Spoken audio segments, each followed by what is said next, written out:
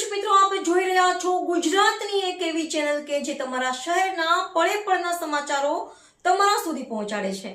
સ્વાગત છે આપનું A1 અભિક્રાઇમ ન્યૂઝમાં. હું છું એન્કર અર્પિતા પટેલ. ભચાઉ પોલીસ ગાંજાના જથ્થો સાથે એક આરોપી ઝડપી પાડ્યો. પૂર્વ કચ્છ ગાંધીધામ હેઠળ જિલ્લામાં ચાલી રહેલી no drugs in East Kutch campaign અંતર્ગત ભચાઉ પોલીસે ગેરકાયદેસર માદક પદાર્થોના વેપાર સામે મોટી કાર્યવાહી હાથ ધરી છે. ભચાઉ પોલીસ દ્વારા ગાંજાના જથ્થા સાથે એક આરોપીની ધરપકડ કરી કુલ ₹4.80 લાખથી વધુનો મુદ્દામાલ જપ્ત કરવામાં આવ્યો છે. મળતી માહિતી મુજબ નાયબ પોલીસ અધિક્ષક સાગર સામડા દ્વારા જિલ્લામાં ગેરકાયદેસર માદક પદાર્થોના કેસો શોધી કાઢવા સૂચના આપવામાં આવી હતી. જેના અનુસંધાને ભચાઉ પોલીસ સ્ટેશનના પોલીસ ઇન્સ્પેક્ટર ડીડી ઝાલા તથા પોલીસ ટીમ સતત પેટ્રોલિંગ અને બાતમીદારો મારફતે નજર રાખી રહી હતી.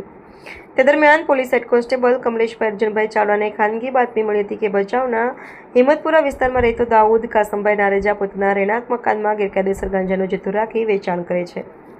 રિપોર્ટર ભરત ઠાકોર, કચ્છ.